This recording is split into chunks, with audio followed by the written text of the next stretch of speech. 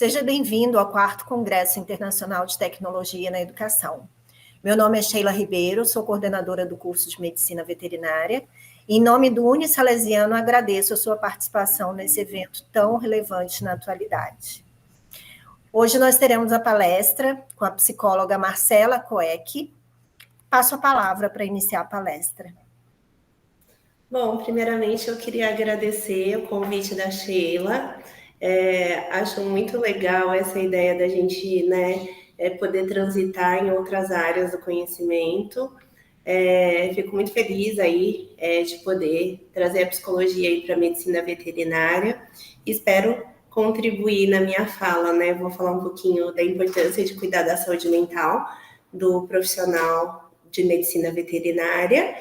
E para mim é um prazer, porque isso vai um pouco de encontro com a minha história de vida até, né? Meu pai é médico veterinário também, e conforme eu fui preparando essa palestra, eu fui lembrando um pouquinho, né, de coisas que eu vivenciava enquanto filha ali dele, né, nos momentos difíceis ali, que ele tinha que tomar decisões em relação à profissão. Então, para mim foi muito bacana aí poder estar pensando aí em como que a psicologia é importante aí dentro dessa profissão. Primeira coisa, né, eu queria falar um pouquinho do contexto atual, né, no qual a gente está inserido e pensando nessa ideia do que eu vou trazer um pouquinho para vocês. Eu acho que é bastante importante, né, a gente entender como que é esse contexto hoje em relação à relação das pessoas com os animais, com os pets, né? Hoje é muito comum as pessoas ter essa relação com os pets como membro da família, né? Então, antes, né, algum tempo atrás, eu acho que cada vez mais isso está mais próximo, né, essa relação dos animais com as relações humanas, porque muitas famílias optam, de repente, por não ter filhos, por ter uma vida com menos membros, né, menos pessoas, e terem um animal de estimação de pequeno porte, às vezes até de médio porte, né, um cavalo, enfim. E fica uma relação de vínculo muito, muito forte em relação a afeto, carinho, né? E eu entendo que os alunos aí do curso de medicina veterinária, os profissionais que atuam na área, têm uma relação muito forte com os animais, né? São pessoas que são amantes dos animais. E a gente vai falar sobre isso, né? Sobre os estudantes, sobre os profissionais e sobre as pessoas que o proprietário, né? Vou falar dessa relação aí, né? Do proprietário, que são as pessoas que escolheram ter um animal e, né, vão aí estar se relacionando com profissionais dessa área também, tá? Então, é só para contextualizar.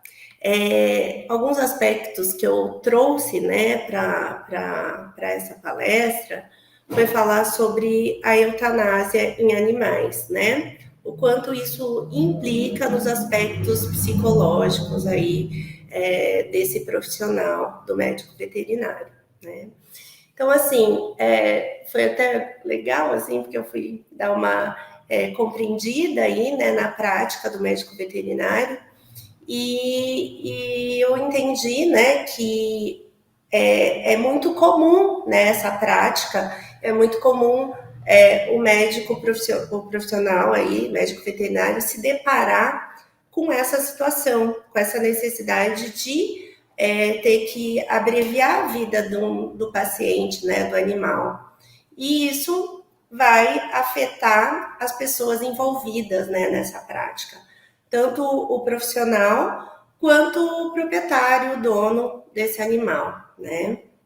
Então, o que eu fiquei pensando, né? E eu sou psicóloga, já trabalhei, hoje eu sou supervisora de psicologia hospitalar, né? Então, assim, pensando muito na condição aí, né, que a gente se depara na minha prática também, né, com as famílias, com os pacientes e com os profissionais de saúde envolvidos. É muito isso que vocês também se deparam, né, com essa situação aí, em que o profissional, ele vê que o animal está numa condição de muito sofrimento, né? E ele já usou todos os tratamentos possíveis, todas as formas possíveis ali que ele tinha, né? Em mãos lá, dentro do que ele avaliou. Por isso que eu acho muito importante, né? A gente ter o conhecimento técnico, né? A gente saber o que a gente está fazendo, independente da nossa área. No caso de vocês, enquanto futuros profissionais aí da medicina veterinária, terem propriedade, né, conhecimento mesmo em relação ao que é possível, né, entender o que está acontecendo com aquele animal e tomar uma decisão. Não tem mais o que fazer, a situação é essa, a condição é essa, né? Isso ajuda muito na tomada de decisão, né? Por quê? Quando você tem essa autoconfiança, né, do que você está fazendo, do que é o melhor, né, naquela situação, que é o melhor recurso que você tem em mãos, isso vai favorecer, né, a você estar tranquilo em relação à sua decisão enquanto profissional. Outro aspecto que eu acho muito importante, né, em relação, que é uma situação que vocês vão se deparam aí, né, na prática de vocês, ter que lidar tanto com as dores de vocês, né, com essa situação de tirar a vida de um animal, mas também com a dor desse proprietário desse animal, que tem uma relação de afetividade, de vínculo afetivo com esse proprietário. Então, assim, é uma situação bastante delicada, né, porque vocês vão ter que lidar com uma condição emocional de vocês e de alguém, né, que está em sofrimento, né? Então, fiquei me colocando aí no lugar de vocês e vendo que é uma situação bastante difícil realmente, né? Porque envolve muita sensibilidade, né? De você conseguir compreender essa dor, né? E também essa condição de vocês terem que lidar com essa frustração de vocês também, né? O quanto é difícil isso, né? Eu não tenho recurso aí para usar para fazer o tratamento e o único recurso que eu tenho é esse, né? E esse é o recurso. Por isso que eu falo que essa autoconfiança, né? Saber o que você está fazendo é muito importante, né? Para você ficar tranquilo em relação a essa tomada de decisão. Às vezes você se depara com alguém, com um profissional com mais tempo de atuação, professor, alguém que você conhece, que está ali mais tempo, você fala, nossa, como que ele consegue, né? Ele faz isso com tanta tranquilidade, né? E às vezes passa até a impressão de ser indiferente, né? Mas, na verdade, não é que é indiferente, mas esse tempo, né, que você vai atuando, você vai também passando por um processo de dessensibilização. O que seria isso, né? Conforme você vai se expondo a situações como essa, você vai entendendo que isso é parte da sua profissão. Eu entendo que os primeiros momentos são mais difíceis, né? As primeiras vezes que a gente passa, porque é uma situação nova, né? E por isso que eu falo que tanto a autoconfiança, né, de você ter o conhecimento, mas essa exposição, né, conforme você vai passando mais vezes, né, por essa situação, isso vai fazendo com que você consiga enfrentar de uma forma melhor, né? Isso é uma estratégia melhor, né, que você consegue e acaba tendo mais facilidade em fazer isso, né? Não significa que você não está sensível, né? Porque eu acho que essa sensibilidade ela é importante, né? Para a gente ser um bom profissional também, mas você vai ali naquela situação ficar triste, ficar chateado, mas isso você vai deixar ali no seu ambiente de trabalho e vai conseguir voltar para sua casa e conseguir fazer as outras coisas que você precisa fazer ali na sua rotina, né? O impacto acaba sendo mais tranquilo. Não significa que você não vá se sensibilizar, né? Mas você vai ter um impacto mais tranquilo aí, né? E isso acaba sendo importante até, porque imagina, né? Se toda vez que você se deparar com isso, você for ficar muito sensibilizado, isso durar muito tempo, né? Eu lembro até na minha prática enquanto psicóloga, né? Os meus primeiros clientes, né? O quanto que eu ia embora, ficava triste com a situação que eles estavam passando, né? E hoje, com quase 19 anos de atuação, não é que eu não fico, né? Eu fico, eu consigo me sensibilizar ali no atendimento, eu consigo acolher meu paciente, mas eu consigo depois sair do meu trabalho e conseguir lidar com outras questões ali no meu dia a dia, tá? Então, essa dessensibilização, ela vai acontecer também, né? Mas a gente precisa ter muita consciência disso, a gente precisa entender as nossas dificuldades até para a gente conseguir melhorar essa condição. Outra coisa, né, que a gente acaba usando como mecanismo de defesa, né, às vezes não se permitir se sensibilizar, né, com aquela situação. Isso, num primeiro momento, pode ser bom, né? Você camufla ali o que você está sentindo, parece que você foi indiferente, mas isso pode ser muito negativo, né? Depois, porque de repente você nega aquela situação que você ficou chateado, que você ficou triste, que você se sensibilizou. E se você não cuidar, né, desse sentimento, isso pode vir à tona depois. Então, é uma coisa também que a gente precisa olhar para isso, a gente precisa cuidar disso. Esse mecanismo de defesa, ele funciona ali, talvez, no primeiro momento, mas ele pode se tornar um problema depois, a médio e longo prazo. Por isso que é muito importante a gente cuidar e ter consciência de que a gente, às vezes, lida dessa forma, né?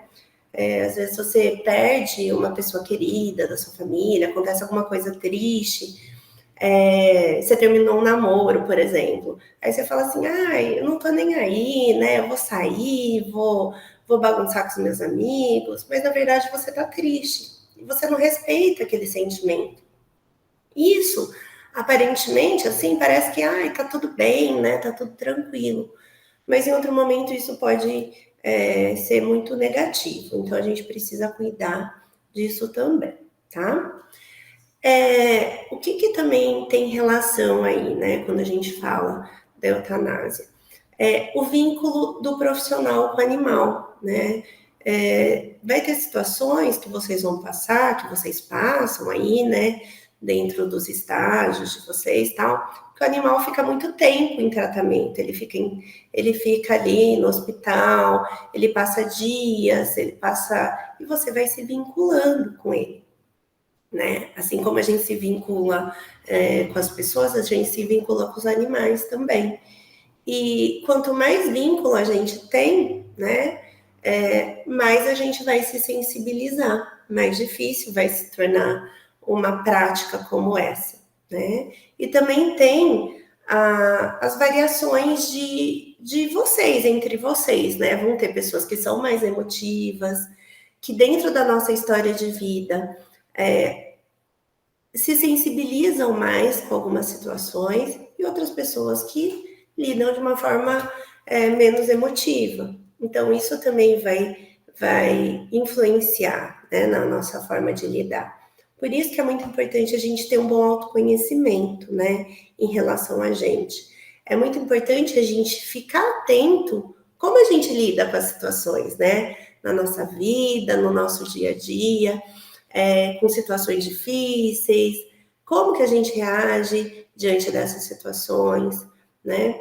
Mas essa questão do vínculo, vocês vão perceber que vai influenciar muito, tanto o vínculo de vocês com o animal, quanto o vínculo de vocês com o proprietário do animal, né? Porque quando o proprietário do animal se fica muito mal emocionalmente, isso também influencia no estado emocional de vocês. Então, a gente tem que olhar para essa tríade, né? Essa relação de tríade entre você e o proprietário, entre você e o animal, entre o proprietário e o animal, né? Então, é muito importante a gente cuidar dessas relações, né? Tudo isso vai influenciar nos aspectos emocionais, né? De você enquanto estagiário, enquanto profissional da área, tá? Bom, eu trouxe aqui, né, em específico, né, a síndrome de burnout, né? Por quê, né? A síndrome de burnout, eu estava olhando alguns artigos científicos, né, dentro da área da medicina veterinária, dentro da psicologia também, e vendo que é algo muito, muito presente aí, né, dentro dos profissionais da área de medicina veterinária. Então, trazer um pouquinho para vocês também, né, de alguns sinais e sintomas para vocês ficarem atentos, né, para não deixar com que isso vire um problema aí na vida de vocês, tá? Então, eu vou trazer um pouquinho dos sinais, dos sintomas, né, da síndrome de burnout, para vocês se atentarem dentro da prática, tá? A síndrome de burnout, ela envolve nervosismo, sofrimentos psicológicos e problemas físicos, como dor de barriga, cansaço excessivo e tonturas. O estresse e a falta de vontade de sair da cama ou de casa, quando constantes, pode indicar o início da doença. Pode indicar que você está ali com essa doença ali se manifestando, né? Vocês vão ver que os sinais e os sintomas que eu vou apontar aqui, né, da síndrome, a gente tem no nosso dia a dia, né? É muito comum a gente apresentar, mas se elas se tornam muito presentes, se elas vão aumentando, né?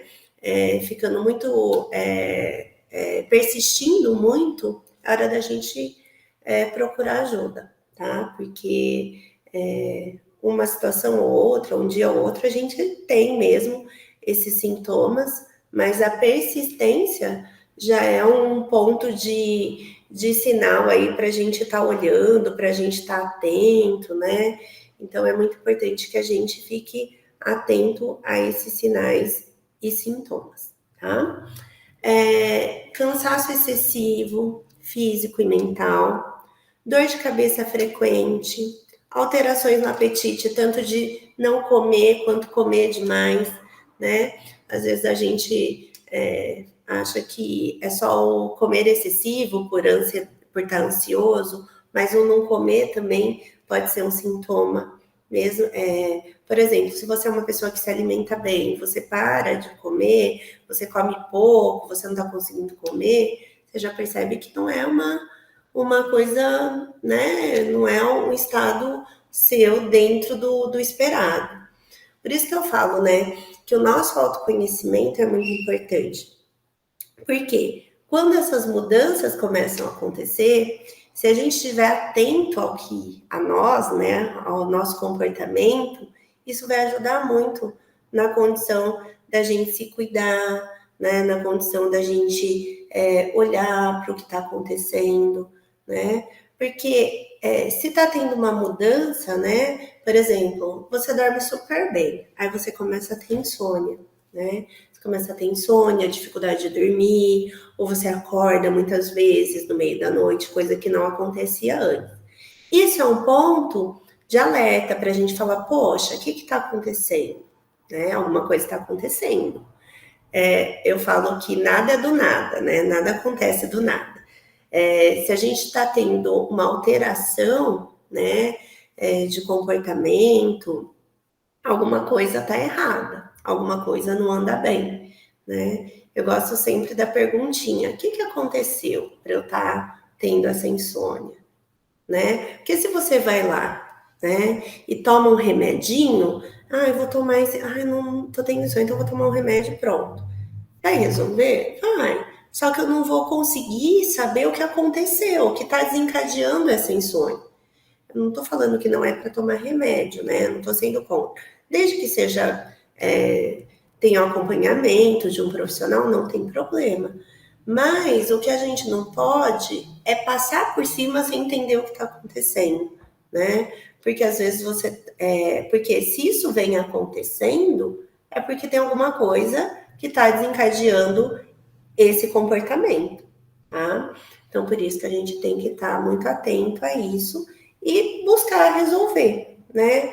Nossa, aquela situação que aconteceu hoje, no meu estágio, no meu trabalho, me deixou muito triste por causa disso, eu fiquei mal, fiquei com raiva, né? É importante a gente entender o que aconteceu, até para a gente conseguir compreender como a gente lidou com essa situação, como eu encarei essa situação, como eu enfrentei essa situação, e pensar em possíveis alternativas de como eu posso fazer diferente numa outra situação. Até para isso não se repetir novamente, isso, né, não persistir, tá? É nesse sentido.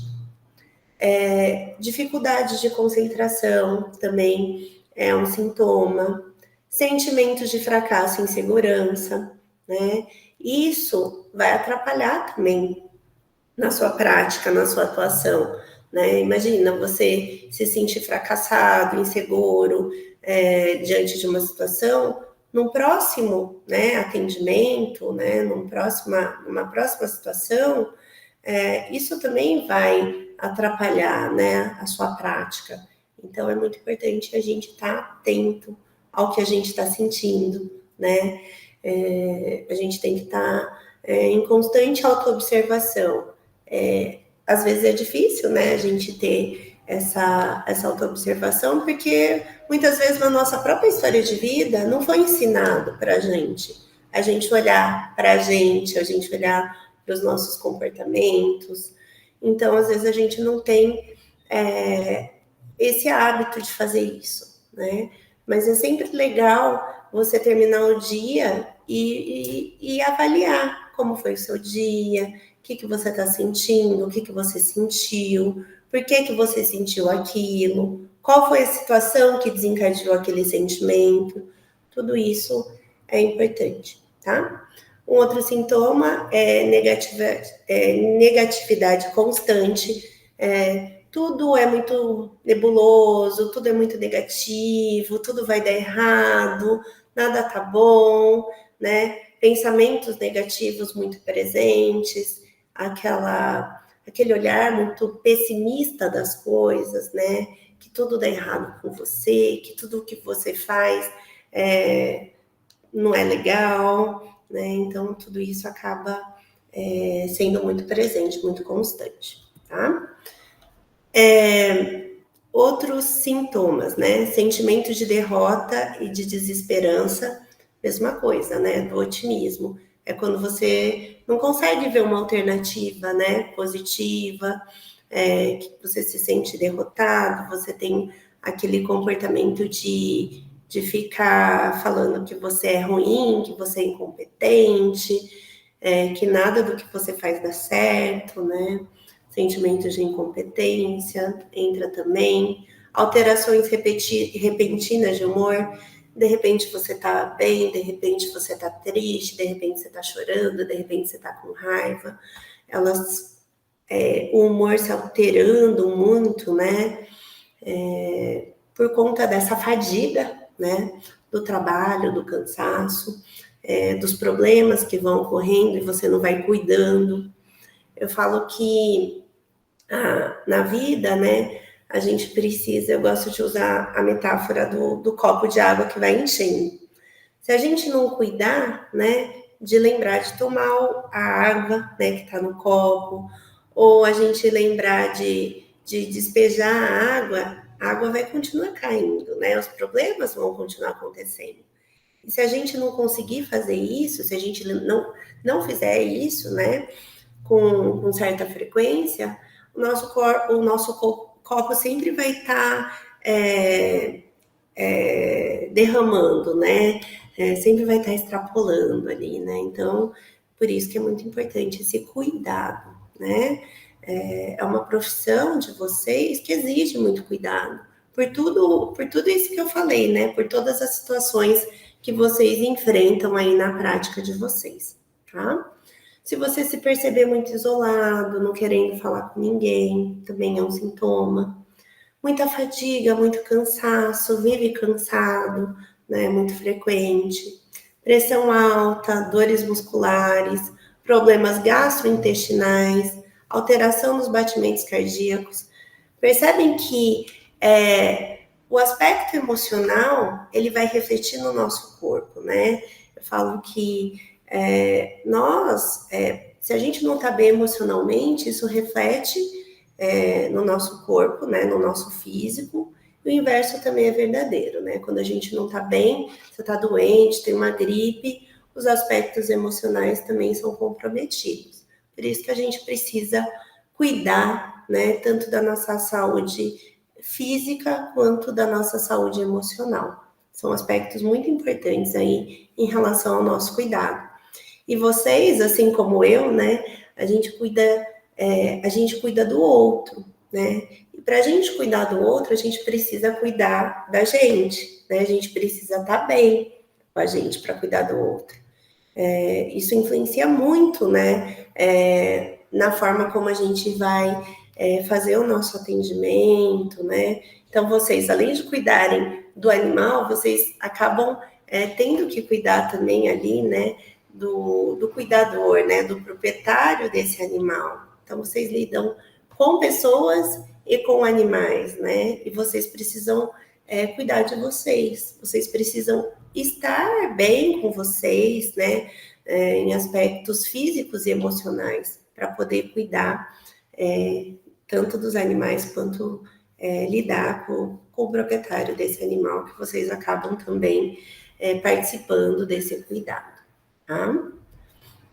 Aí eu fui pensando, né, e me colocando aí dentro da prática de vocês, né? Os fatores que podem contribuir com essas desordens emocionais, né? Porque uma síndrome de burnout leva ao quê?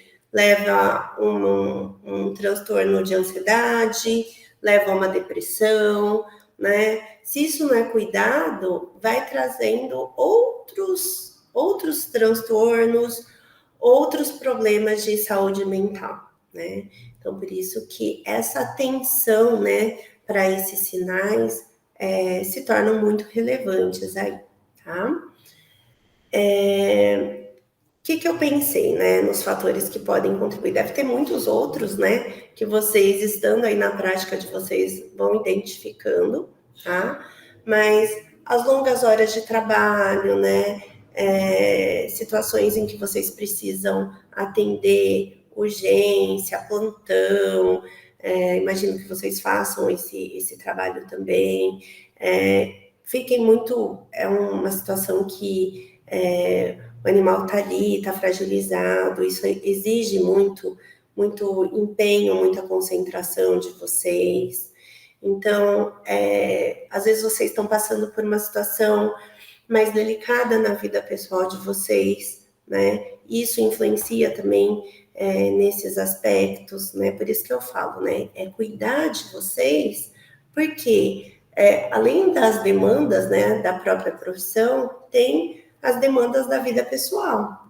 Então, né? E o quanto uma compromete a outra, né? Se você não está legal no aspecto da sua vida, e você não cuidar, isso vai influenciar na sua profissão. Assim como se você não estiver legal em algum aspecto da sua vida profissional, isso também vai influenciar na sua vida profissional, né? Então, esse cuidado, né? Muito, muito importante, né? Vocês estarem atentos, né? Porque isso, uma coisa influencia na outra, não tem como, né? Por mais que a gente coloque em caixinhas diferentes, né? Hoje, para mim, na minha prática, eu saio do consultório, eu trabalho na clínica, né? Dentro da psicologia, atendo crianças, adolescentes, adultos, atendo pessoas idosas. As histórias me sensibilizam, me tocam, até porque para eu conseguir ajudar as pessoas, eu preciso me sensibilizar, mas quando eu chego na minha casa, eu eu me envolvo ali nas atividades da minha casa, com a minha filha, com as minhas coisas. Quando eu vou para a faculdade dar aula, me envolvo com os meus alunos, né? Então, não é fácil, né? Lógico, mas são coisas que a gente precisa cuidar, porque senão acaba impactando sim, né? Não tem jeito. Então, são situações aí para a gente estar olhando também, tá? Bom, eu quero falar em relação às expectativas, né? Até escrevi errado aí, desculpa. As altas expectativas do aluno, do profissional na atuação, né? Porque uma cobrança de eu preciso fazer alguma coisa, né, para ajudar a salvar esse animal que eu estou cuidando, né? E às vezes você pode usar todos os recursos ali que você tem. Por isso que eu falo, o conhecimento ele é muito importante, sim, até para você saber se você conseguiu usar da melhor forma. E quando você tem essa clareza, você tem uma tranquilidade de que você fez o que dava para fazer, né, dentro da sua prática. Isso é muito importante, né? Porque eu também, na minha profissão, por mais que eu queira ajudar a pessoa que vem buscar o atendimento, tem coisas que não dependem só de mim, né? Dependem de outras variáveis que às vezes a gente não tem controle. É muito pensando vocês aí, né?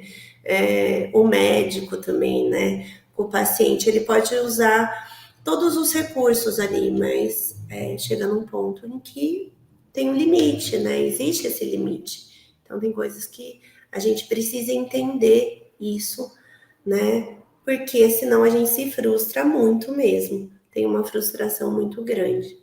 E tem a alta expectativa do proprietário do animal, porque quando ele entrega para você, né, enquanto profissional aí, médico veterinário, ele tem uma expectativa. Qual que é a expectativa desse profissional? Que você salve a vida do animal que ele tanto ama, que ele tanto quer que continue vivendo.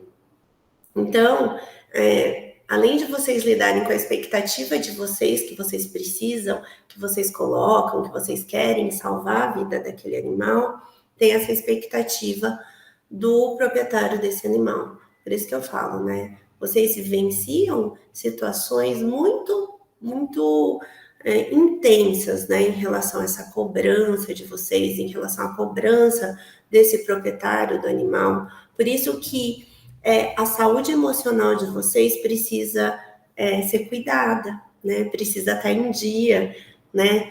Porque tudo isso vai impactar, né? Se você estiver bem, você vai conseguir lidar bem. Mas se você já está fragilizado por uma outra situação, isso tudo tem um peso muito grande, né?